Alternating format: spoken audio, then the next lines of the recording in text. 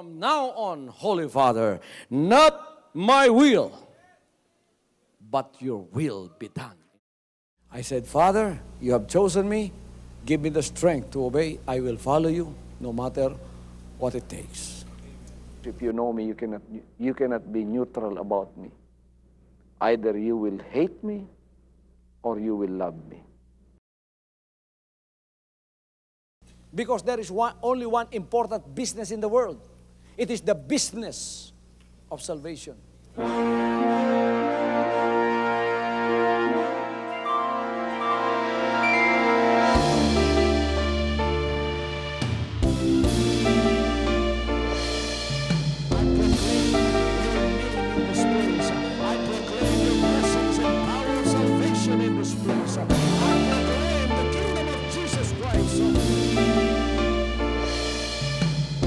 As I am concerned, and as far as the work of God is concerned, we have reached the end.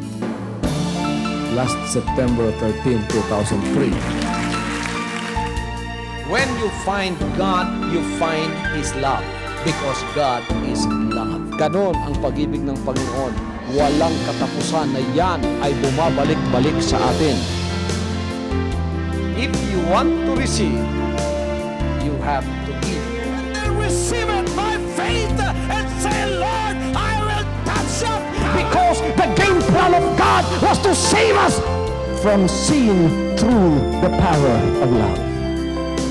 He has completed His salvation, works in the Spirit. After April 13, the door is open for everyone to come. The salvation works of the Father is now completed in me. Salvation is here.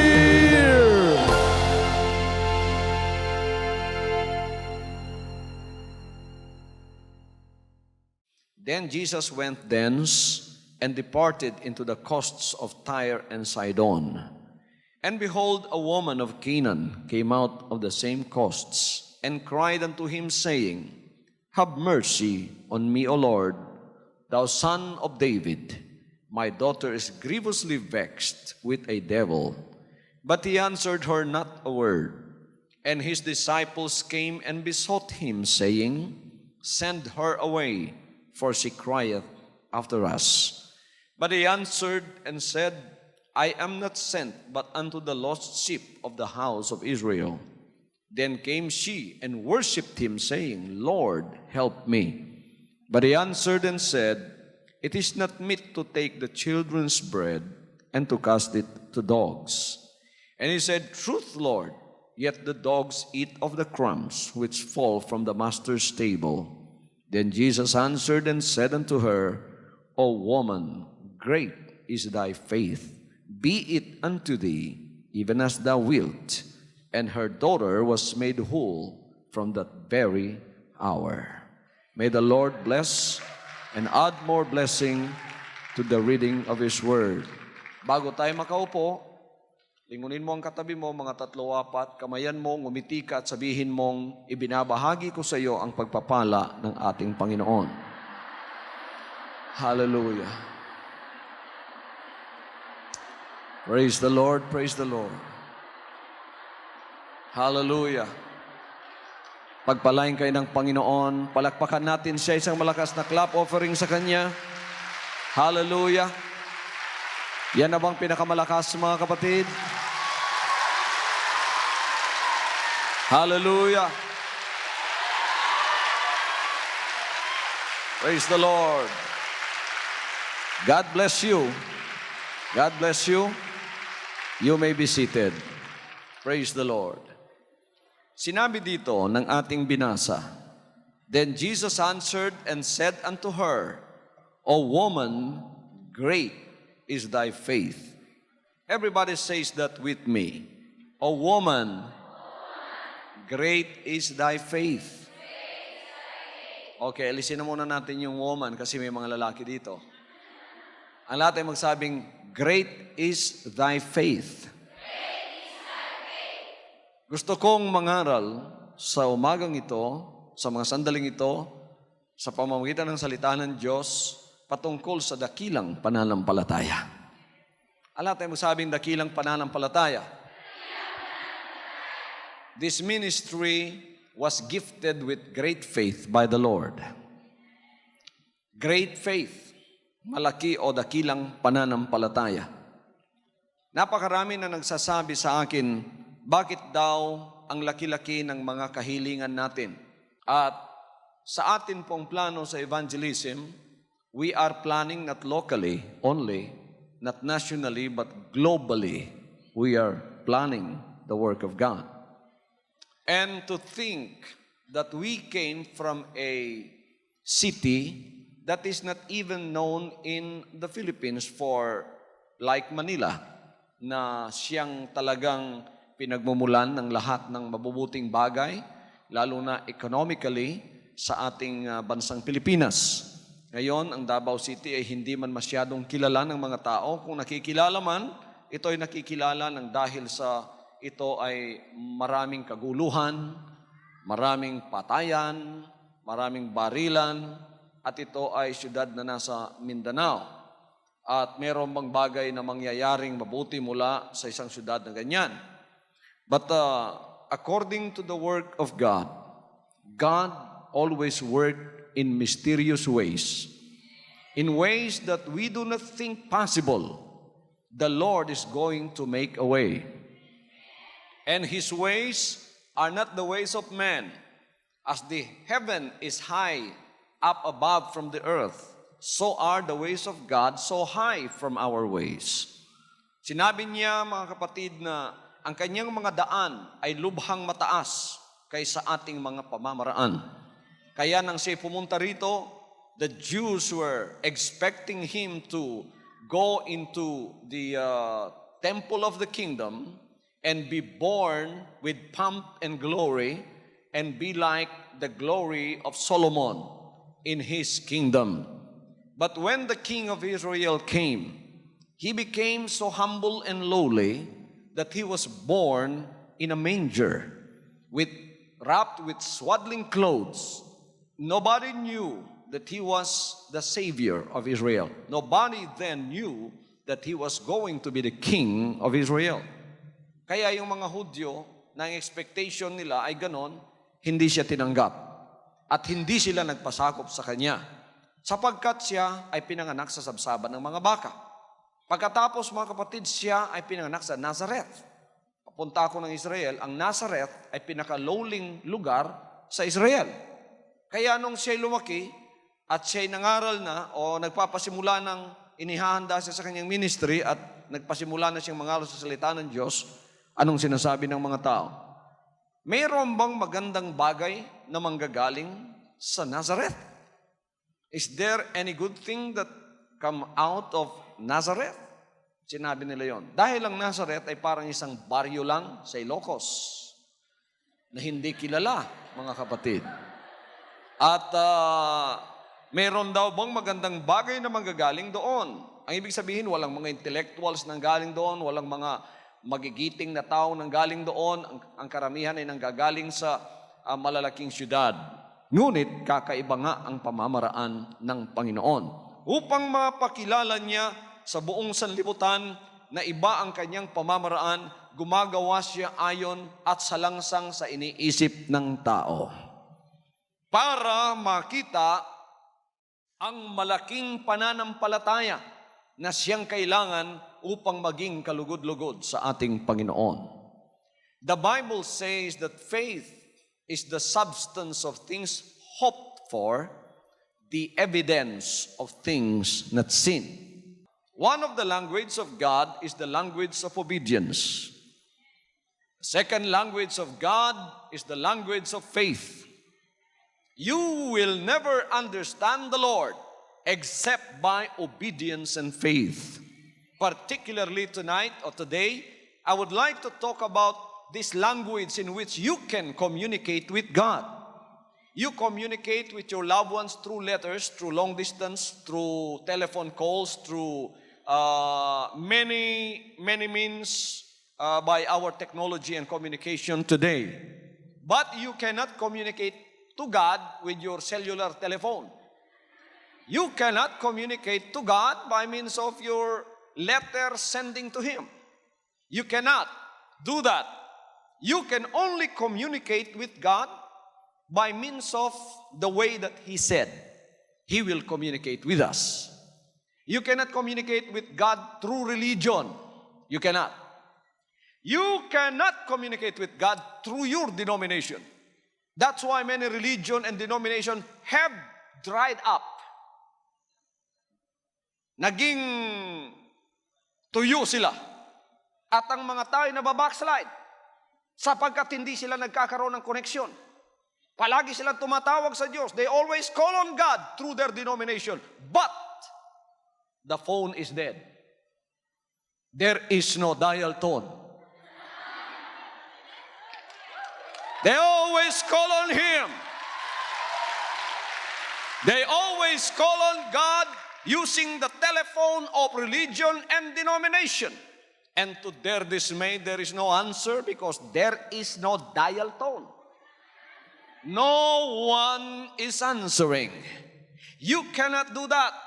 Let's throw away the useless telephone of denomination and religion. And let's go to a telephone that is working. And that is the telephone of faith and obedience. Hallelujah! That is God's hotline. People in His kingdom on this earth have a hotline to heaven. He said, call unto me, and I will answer thee, and show thee great and mighty things which thou knowest not. I can see your face today, you are happy. I know why you are happy. Because this morning you talked to your Father. Hallelujah. You communicated with your Father. You told Him about your problems. You told Him about your hardships. You told Him about everything that you are experiencing in this world that is not so good for you. And your Father said through the hotline of faith, my daughter, my son, don't you worry, because I am with you even unto the ends of the world. Hallelujah. When we are able to communicate with our Heavenly Father, no matter how big the problem is, it does not matter what the problem in your life is, how big that problem is. When you are able to push through your communication with your Father, and your Father was able to answer you, then you are happy. Magiging masaya ka na.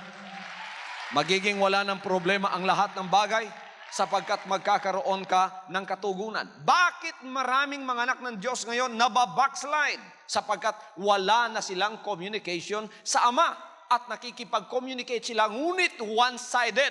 Sila lang ang tumatawag, ang Ama ay hindi sumasagot sapagkat mali ang telepon na kanilang ginagamit. Mga kaibigan, ipagtapon na ninyo ang mga lumang teleponong yan. Walang kasagutan dyan. Patay ang Diyos dyan. Kaya palagi kayong dumadalangin, may kalyo na ang mga tuhod nyo, ay nakasumpa pa rin kayo, at pagkatapos na biblame pa ninyo ang Diyos, bakit palagi akong tumatawag sa iyo? Wala namang kasagutan ang buhay ko. Sapagkat mali ang ginagamit mong communication. Hinihimok ko ang lahat at aking inaanyayahan ng lahat na makiisa dito sa PLDT ng Panginoon. Hallelujah! Praise, love, devotion, and truth. PLDT. Praise, love, devotion, and truth. Hallelujah! Halina kayo, maglinya kayo rito, maraming telepono rito ng pananampalataya. Tingnan ninyo mga kapatid, this woman that we have just read from the Gospel of Matthew chapter 15, this is a woman not even from the tribe of Israel. She was so desperate for the healing of her child of her daughter that she sought the Lord, because she only heard about the fame of the Lord, that the Lord was so famous at the time that his fame went throughout all the land. And even those that do not belong to the tribe of Israel have heard about the Lord, that he was healing the sick, he was proclaiming deliverance to the captives, that he was answering the prayers of those that besought him. And this woman heard about him. And the Bible tells us the story from Matthew 15:21 to 28, how that this woman sought a dialogue with the Lord. Tingnan ninyo mga kapatid, kasi sanay ang babaeng ito na manalangin siguro at walang kasagutan. Ngayon, naging face-to-face na siya doon sa kailangang sumagot sa kanyang problema. Tingnan ninyo kung anong nangyayari. Sinasabi ng banal na kasulatan sa katapusan, sa conclusion natin binasa. Ano ang sinabi ng Panginoon? O woman, great is thy faith. Talagang na-impress ang Panginoon. Sabi niya, moderno yung telepono mo ah. Talagang naabot mo ako. You know, great faith leads to great undertakings. Ang isang dakilang pananampalataya ay nakaka-accomplish ng malalaking bagay. Di ba malalaking bagay sapagkat makokontak mo ang source ng lahat ng katugunan sa buhay. It was a great undertaking for this woman to come to Christ because she was not even a member of the tribe of Israel. And she knew what is in store for her when she came and besought the Lord. Alam niya kung anong mayayari sa kanya. Alam niya kung ano ang magiging kalalagyan niya. So ang masasabi siguro natin, saan ba ako maglalagay nito? Sapagkat hindi naman ako miyembro ng tribo ng Israel. Alam niya na hindi siya papansinin. Alam niya yon. Sapagkat ang kanyang rasa ay isang hentil. At ang hentil noon ay walang kinalaman sa kaligtasan na binibigay lamang ng Diyos para sa Israel.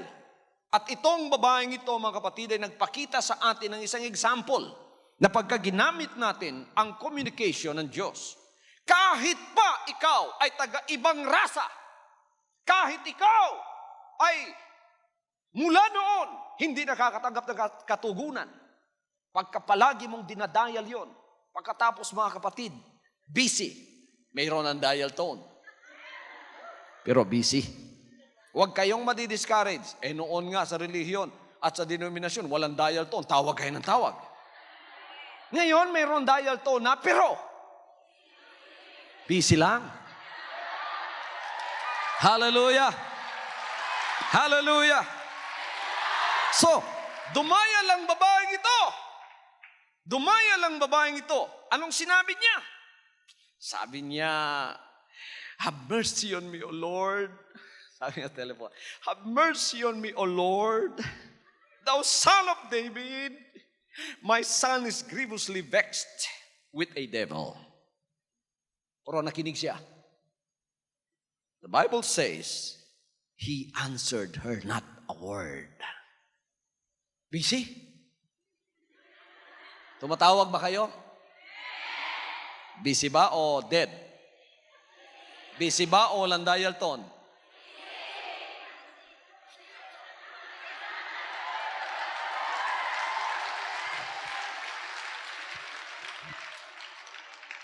Kaya pagka pabalik-balik yung ano ninyo, yung telephone ninyo, palagi niyo dinadial, pabalik-balik, walang dial tone yan.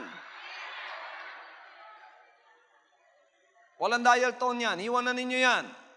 Eto ngayon, may dial tone na. Meron ang dial tone, pero busy. The Bible said, he answered her not a word. Pagkatapos, eto pa, yung mga disciples ng Panginoon, yung mga tagasunod niya, yung apostoles, lumapit pa sa Panginoon. Hindi na nga sumagot ang Panginoon. Nilapitan pa siya ng mga apostoles niya at sinabi, palayasin mo kang babaeng yan. Send her away. She is disturbing us. Disturbo. Ang babaeng yan, gamit-gamit ng telephone, hindi naman sa kanya yan. Palayasin mo na. Pero, biro ninyo mga kapatid, anong ginawa ng babae? Sabi niya, "See, send her away, for she cried after us." But he answered and said, sinabi niya sa babae, sumagot ang Panginoon ngayon. At least sumagot. Pero, hindi ayon sa gusto niya kasagutan. Sinabi ng Panginoon, "I am not sent but unto the lost sheep of the house of Israel." Sinabi niya sa babae, "Ba't ka tumatawag sa akin? Hindi ako ipinadala para sa iyo. Pinadala lamang ako para sa mga nawawalang tupa ng bahay ni Israel." Aba, naku, sumagot nga, pero busted naman. Pero ibinababa ng babae ang telephone at sinabi niyang, "O sige, ayaw mo pala." Hindi niya ibinaba ang kanyang telephone, lalo pa siyang nagsipumilit. The Bible says in verse 25, "Then came she and worshipped him, saying, Lord!" Eto, sumagot ka na nga eh. Bahala na kung ang kasagutan mo, negatibo sa akin. Salamat at sumagot ka rin. Sabi niya, lumapit siyang lalo sa Panginoon, hinawakan yung palang Panginoon, sinabi niya, "Lord, help me!"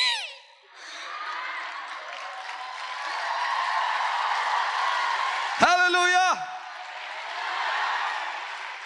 "Lord, help me!" Hindi niya pinansin yung negatibong sagot ng Panginoon. Kundi lalo pa siya nagsipumilit, hinawakan ng pala ng Panginoon at sumigaw siya, "Tulungan mo ako, Panginoon!" Anong sinabi na naman noong other line of the telephone? But he answered and said, "It is not meet to take the children's bread and to cast it to dogs." Sinabi nung nasa kabilang linya, hindi talaga makatarungan na ang pagkain ng mga anak ay ibigay sa mga aso. Ang ibig sabihin, aso ka. Hindi para sa iyo ito. Tingnan ninyo ang babae, mga kapatid, ibinababa niya ang telefon sapagat na-discourage siya. Hindi! Nagpatuloy siyang nakipag-usap at sinabi niya, "Totoo nga, Panginoon. Totoo nga, Panginoon." Tingnan niyo, mga kapatid, hindi niya binara ang Panginoon. Hindi niya binara ang Panginoon, kundi sinabi niya, "And she said, Truth, Lord. Yet the dogs eat of the crumbs which fall from the master's table." Sabi niya, totoo nga, Panginoon. Hindi nga para sa mga aso ang pagkain na para sa mga anak. Ngunit kahit ang mga aso ay may karapatang kumain sa mga mumo na nahuhulog sa lamesa ng mga anak. Aha! Hindi siya sumurrender. Sa pagkikipag-usap, sabi na nga niya, noong nga walang dial tone, nagpapagod ako. Ngayon pa kayang sumagot na, kahit negatibo ang sagot mo, okay pa rin sa akin, magpapatuloy ako.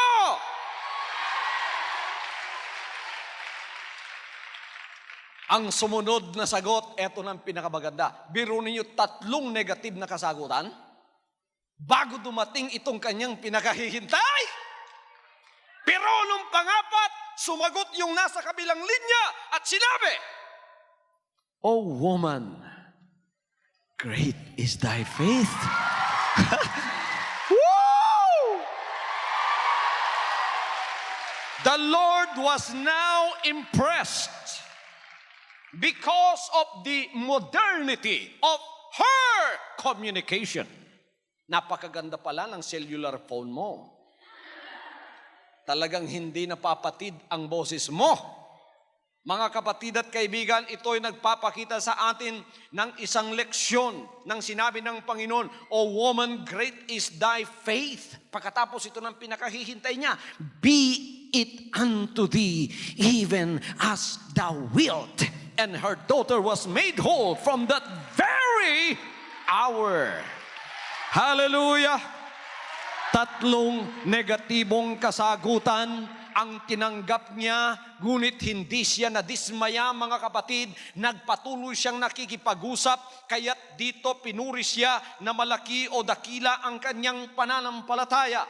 That's why I can say great faith leads to great undertaking. It was a great undertaking for this woman to come to Christ because she knew that Christ will not even give her a time of the day. She was a Gentile and she does not belong to the tribe of Israel, and she knew the answers of the Lord were coming to her in a negative manner. But this woman did not stop her communication by faith. The more that the Lord answered her negatively, the more that she went before the Lord and besought Him and said, I will not surrender. Lord, help me.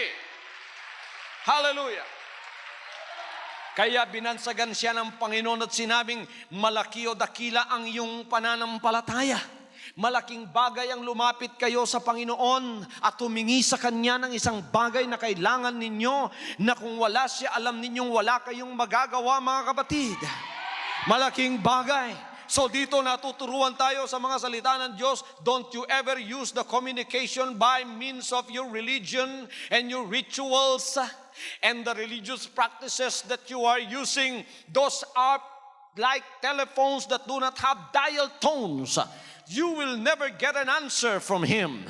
You use the telephone of faith and you use the telephone of obedience when you call unto Him. Pagka tumawag ka sa Kanya, yan ang gamitin mo tulad ng babaeng ito. Great is thy faith. Great faith begets great expectations. Anong expectation sa Tagalog?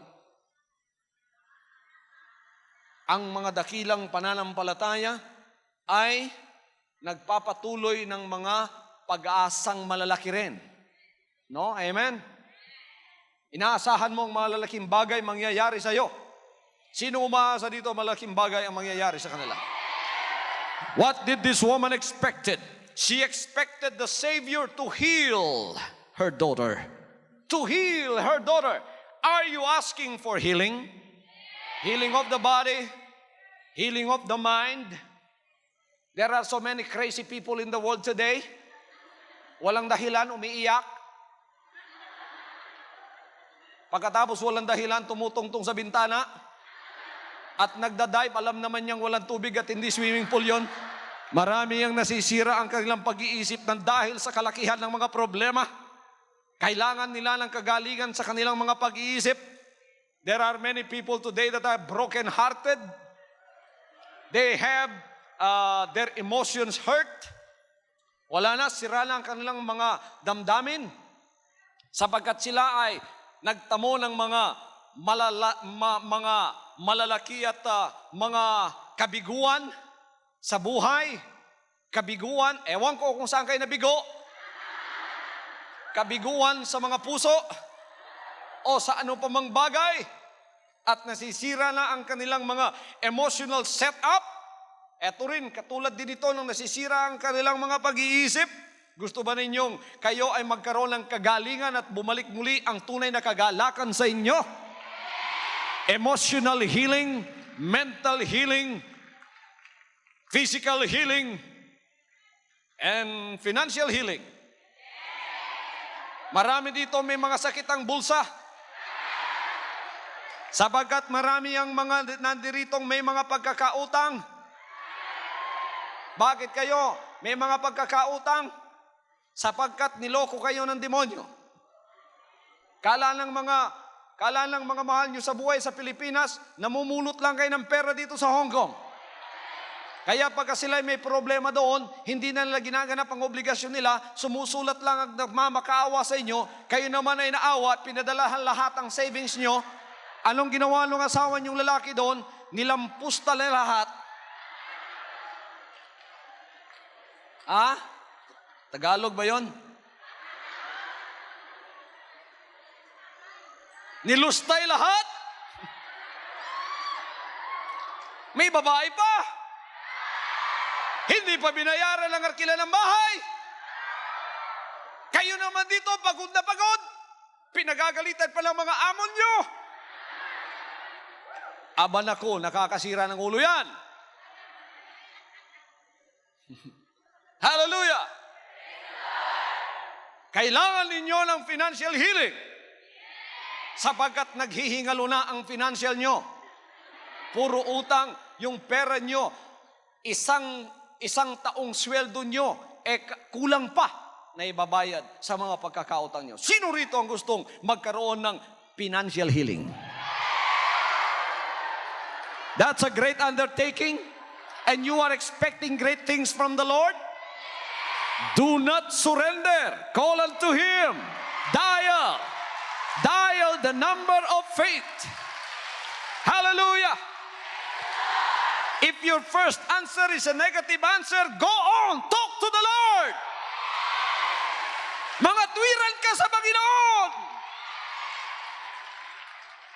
Baka sabihin ng Panginoon sa iyo, anak, mamaya ka na kasi dami ko pang sinasagot, bilyon-bilyon ng tao sa sanlibutan, pakakainin ko pa lahat yan. Anong sasabihin mo? Okay, Lord, maghihintay na lang ako. 1 bilyon taong ka maghihintay? Panginoon, alam ko, 1 bilyon ng mga tao sa sanlibutan, ngunit ako ay anak mo, unahin mo ako, hindi ako papayag. Hallelujah! Woo! Pagkatapos, mga kapatid, siguro maraming negatibong nangyayari sa buhay mo. Dalangin ka na dalangin, sumasagot nga siya. Ngunit mga negatibong sirkumstansya nangyayari sa iyo. Ngunit isang araw, na-impress siya. Talagang hindi humihintong kumikiriring itong telepon ko . Sabi ng Panginoon, lalagay na naman ng Panginoon, anak, mamaya na, sasagutin ka mamaya. Pak!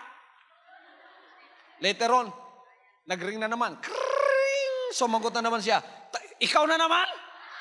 Oo, Panginoon, ako na naman. Hindi kita patutulugin talaga pag hindi mo ko sinagot. Hallelujah! Hallelujah! That's why this woman expected the Savior to heal her daughter. We often expect great results from our labors. Because of that, we do not get it by our own strength only, because we are using our own ways and our own manner of speaking to Him. So wag na niyo gamitin yung mga ginagamit ninyo sa una na itinuro ng tao sa inyong mga rituals. Hindi po pwede yun sa harap ng Diyos. Eto na, gamitin na niyo itong modernong technology natin. Sobra pa sa internet ito. Isang pindot mo lang, nandoon na. Nakaharap na lahat sa iyo. Sasabihin ng Panginoon, anak, anong kailangan mo? Pananampalataya. Ang lahat ay magsabing pananampalataya. Paniniwala. Ang tunay na dakilang pananampalataya ay hindi sumusurrender. Ang lahat ay magsabing no return, no surrender. Pagka kayo dumalangin sa Kanya, huwag kayong babalik sa dinaanan nyo. Huwag kayong susurrender. Ano man ang mangyari, yan ang tunay na pananampalataya. Magpapatuloy kayo. Great faith of this woman led her to the answers that she sought from God. Great faith awakens great earnestness. Yung dakilang pananampalataya ay pumupukaw ng dakilang kalakasan.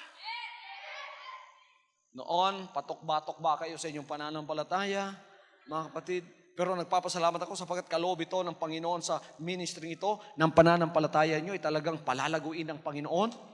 Talagang ibubuhos niya sa inyo. Itong ministry ito talagang pinagkalooban ng kaloob ng malaking dakilang pananampalataya. Kundi dakilang pananampalataya ito, hindi ako tatayo dito sa Hong Kong. Hindi ako mangangahas. Natatayong mag-isa. Nung pinatayo ako ng Panginoon na mag-isa, sabi niya, I will let you stand on the hand of my righteousness. On the right arm of my righteousness. Mag-isa akong tumayo, walang sumusuporta sa akin. Kaya anong sinabi ng denomination sa akin? Mananalangin kami 6 months. Ikaw ay babagsak. Hindi lang sila nanalangin, nag-fasting pa. Sabi ko, medyo kinabahan ako, biro ninyo. Isang kongregasyon, nagpa-fasting para bumagsak ka. Sabi ko, totohanan na ito . Kaya kailangang manalangin na rin ako. At nakakita ako ng poste doon sa simbahan. May poste kasi yung simbahan namin noon. Hinawakan ko yung poste, mga kapatid. Panginoon, may nananalangin, nagpa-fasting pa, babagsak daw ako. Palakasin din yung pananampalataya ko. Mapapahiya kayo, Panginoon.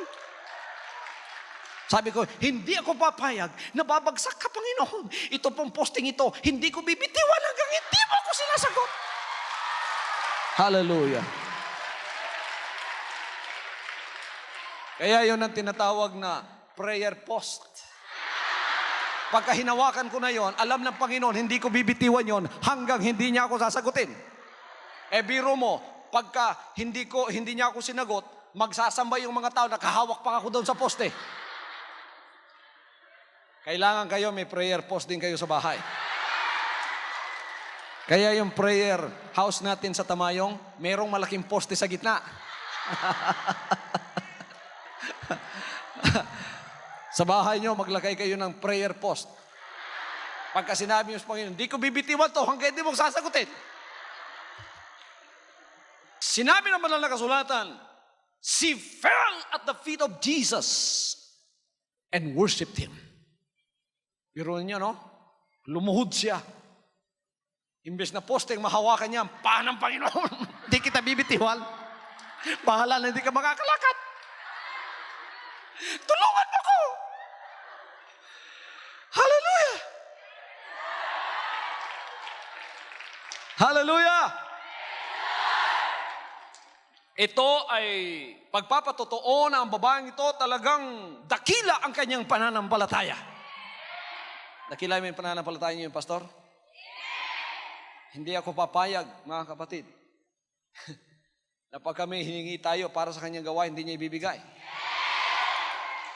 Yan ang malaking pananampalataya. We do not look at the circumstances of our lives. We do not look at our situation. We do not look at what our physical eyes can see. Actually, it's not the physical eyes that can see. It's your spiritual eyes of faith. When you have faith, you call the things that are not as though they are. Tatawagin mo ang mga bagay na wala, na parang nandoon na. Anong kailangan mo? Pambayad ng utang. Magkano? 100,000. Tawagin mo ang 100,000 na parang naririyan na. Okay. Experiment. Sino dito ang gustong lumakad sa pananampalataya?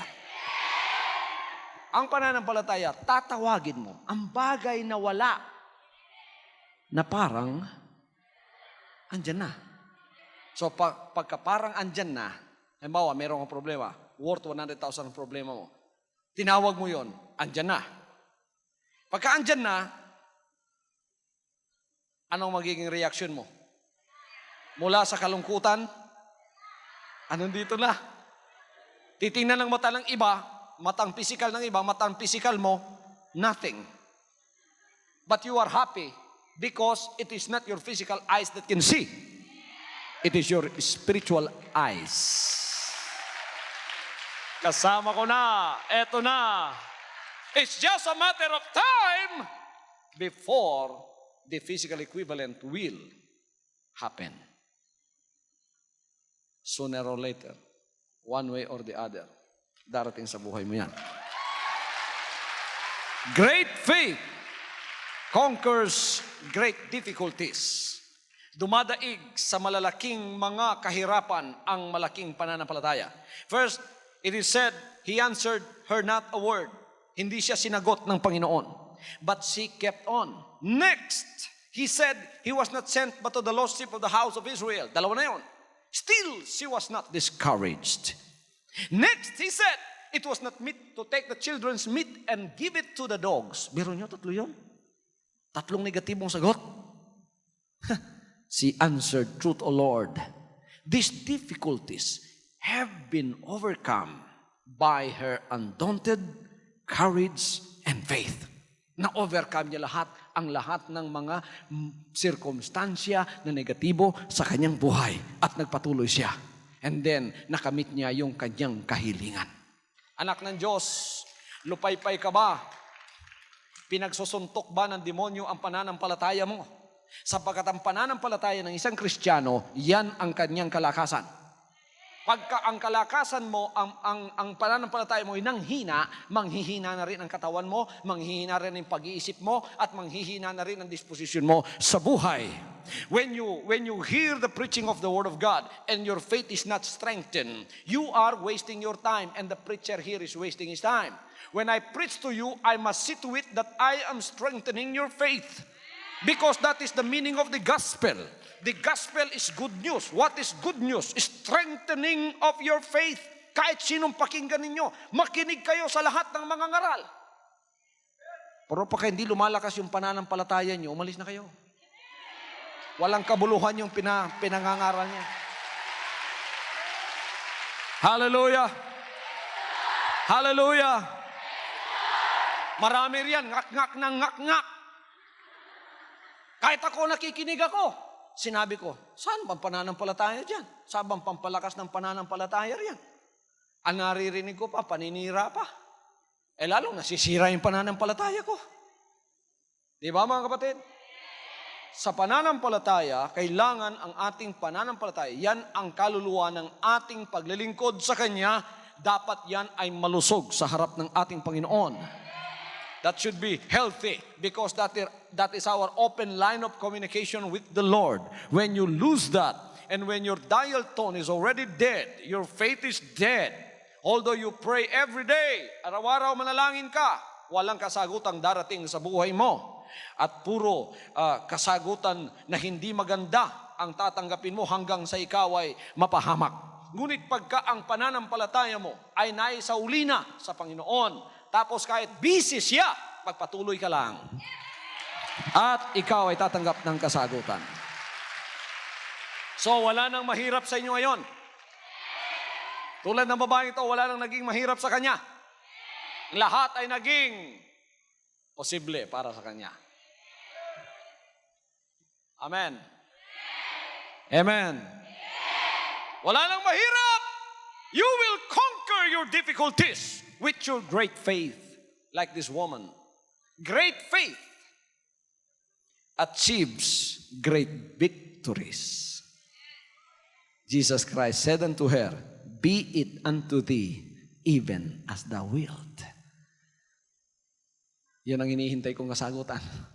Sasabihin ng Panginoon, okay na anak, tatanggapin mo ng ayon sa sinabi mo. Okay na, okay na. The Lord would say, okay na, okay na. Okay na, okay na. Surrender na ako. Ibibigay ko na. Sige na. Bubuksan ko na ang dungawan sa langit. I will open up the windows of heaven and send you forth a blessing that there shall not be room enough to receive it. Hallelujah. Ngayon, lahat kayong naririto, I can pray for you. I can help you. But you must also help your faith. You must have to come to the Lord with this undaunted, great faith in your heart. Don't you ever surrender. Pagka hindi ka nang umingiti, ikaw nang sumusurrender. Pagka may kahirapan kayo, lalo kayong umiti. You are confusing the devil when you smile even though you have great problems. Sinuntok ng demonyo ang pananampalataya mo. Ang gusto niyang mangyari, ikaw nga ay magsimangot. Yan ang gusto makita ng demonyo. Tingnan mo, isang suntok pala, nakasimangot tayo. Yan, sige, sumimangot ka pa.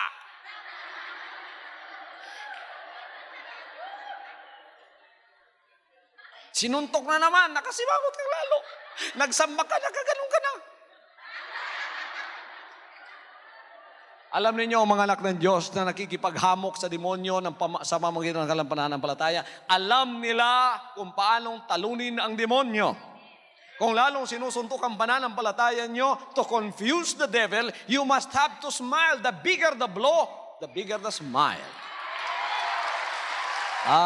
Sasabihin ng demonyo, oh, bakit? Anong nangyari? Laki ng problema, laki ng smile. Kaya tatanungin kayo ng iba, bakit laki ng smile nyo? Malaki ang problema ko eh.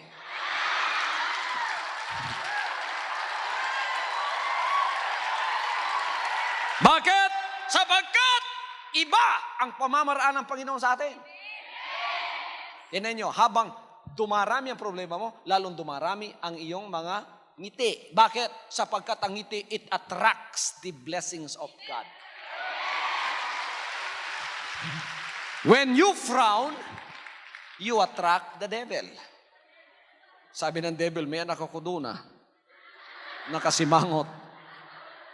Kaya yung lumalakad sa pananampalataya, kakaiba. Kahit wala, yung lumalakad sa laman, kahit meron, kaya yung pananampalataya nila ang nangyayari sa kanila. Meron muna. Bakit wala na? Kasi yun ang pananampalataya mo. Kahit meron, sinasabi mo, wala. Bakit hindi ka nakangiti? Meron ka naman. Kung maganda yung espiritu ko, baka lapitan akong lahat at manghiram silang lahat sa akin. Kaya ako'y nakasimangot para sasabihin lang ako'y maraming problema para huwag lumapit sa akin at manghingi sa akin. Kaya natuluyan.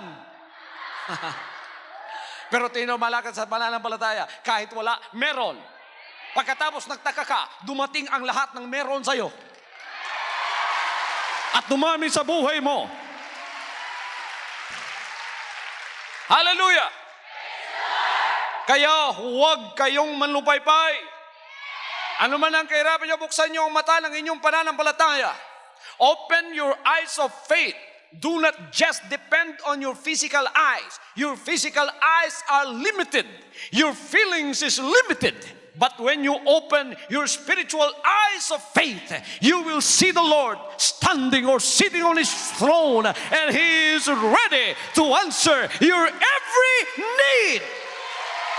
So there's no need for you to be discouraged. There's no need for you to look glumly and you look like you're defeated every day. You don't have to.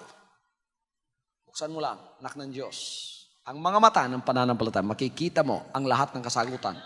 Lahat bibigay ng Panginoon sa iyo. Great faith. Malaking pananampalataya ang ibibigay ng Panginoon. Kung wala pa kayo niyan, hingin ninyo sa mga sandaling ito. At yan ay ibibigay ng Panginoon sa bawat isa sa inyo. Merong poem dito.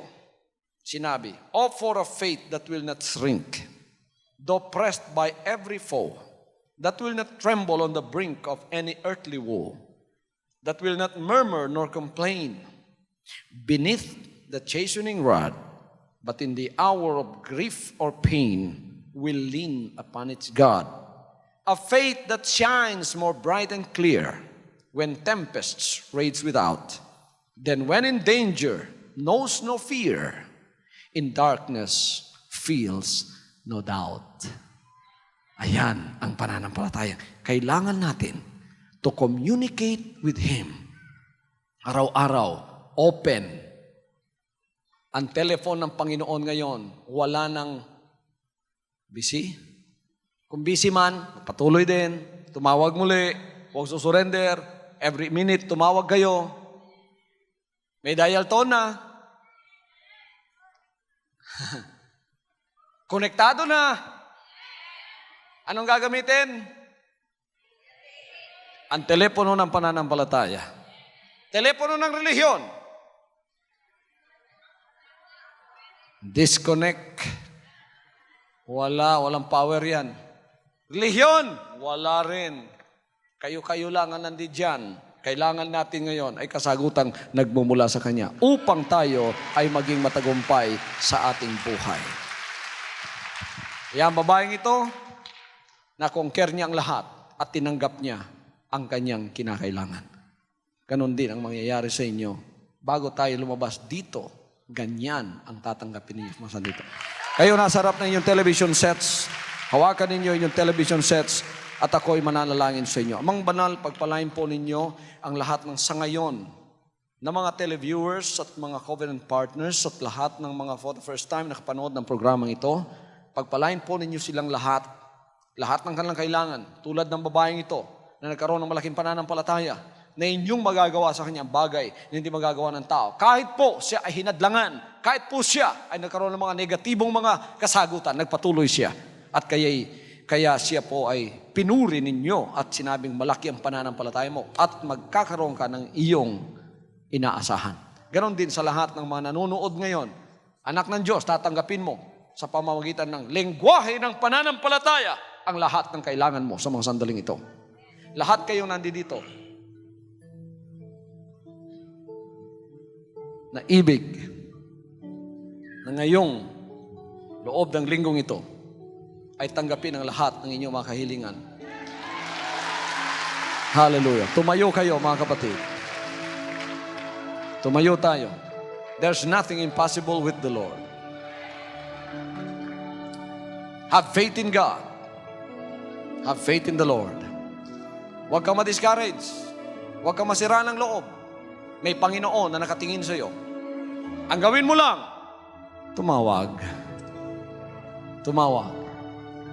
Ang pananampalataya, ebidensya ng mga bagay na tinanggap mong hindi nakikita. So pagka nakangiti ka, ebidensya na yan, na tinanggap mo na ang bagay na hiniling mo.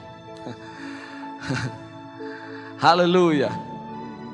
Pagka nanalangin ka ngayon, malapit ang Panginoon sa iyo. Sabi ng iba, malayo daw ang Panginoon. Malapit siya. Kasing lapit lang ng hininga mo. Praise God. Habang inaawit ko ang awiting ito, taas natin ating mga kamay. Yung mga limang request lang ang gusto nilang sagutin, kanang kamay lang taas nyo. Pero kung 10 ang gusto nyo maging milagro, 2 kamay. Hallelujah. Kung 20, huwag na yung paa, mahirap na yon. 10 milagro ang ibubuhos ng Diyos. Malalaking pagpapala ang darating sa inyo sa loob ng linggong ito. Hallelujah. Praise the Lord.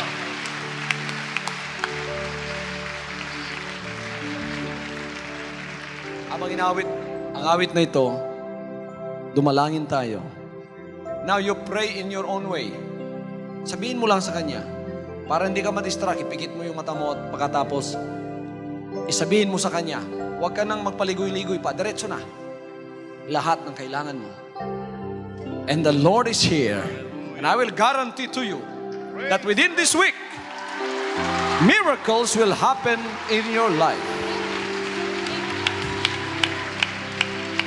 Great is thy faithfulness, O God, my Father. There is no shadow of turning with thee. Thou changest not, thy compassions they fail not.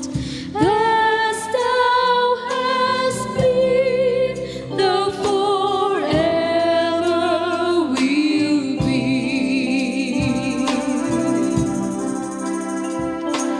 Great is thy faithfulness, great is thy faithfulness. Morning by morning, new mercies I see. All I have needed, thy hand hath provided. Great is thy faithfulness, mercy to me. Amang banal, nakataas po ang kanilang mga kamay sa mga sandaling ito na minsan pa isinasamo lahat ang kanilang mga pangangailangan. Bigyan po ninyo ng assurance sa mga sandaling ito na ang bawat isa sa kanilang may pananampalataya tulad ng babaeng aming pong binasang lumapit sa inyo ay matatamo nila ang bawat kahilingan. Mga anak ng Diyos na naririto, take this assurance from the Lord that according to your faith, something wonderful is going to happen unto you within this week. Kung meron ka mang kapagsubukan, yan ay papantayan ng malaking kagalakan ng buhay na Diyos. Kung meron kang problema, 10 ang nakaumang na kasagutan sa problema mong yan. At taglayin mo ang kapangyarihan niya sa paglabas mo dito. Huwag kang mag-alala. Sa kalungkutang nasa sa iyo, mapapalitan ang kagalakan yan. Ibigay mo ang lahat ng dinarama mo ngayon. Kabigatan, problema. At ang kapangyarihan ng Panginoon ang siyang uuna sa buhay mo mula ngayon. All these prayer requests na inyong binibigay sa Kanya, may mga anghel ang Panginoon dito, tinitipo ng lahat ng inyong mga dalangin at ito ay dinadala sa Kanyang trono. Wala na sa inyo ang inyong mga problema ngayon. Wala na sa inyo ang inyong mga kahilingan ngayon. Nasa sa Kanya na. Magsaya kayo sapagkat ang Panginoon ay gagawa ng milagro sa inyo sa loob ng linggong ito. In Jesus' name. In Jesus' name. Everybody says, tinanggap ko na Tinanggap ko na ang aking kahilingan. ang aking kahilingan. Aasahan ko ito Aasahan ko ito sa loob ng linggong ito. sa loob ng linggong ito. In Jesus' name. In Jesus' name. Amen. Amen. Isang malakas na clap offering sa ating buhay na Diyos. From now on, Holy Father, not my will, but your will be done. I said, Father, you have chosen me. Give me the strength to obey. I will follow you no matter what it takes. If you know me, you cannot be neutral about me. Either you will hate me or you will love me. Because there is only one important business in the world. It is the business of salvation.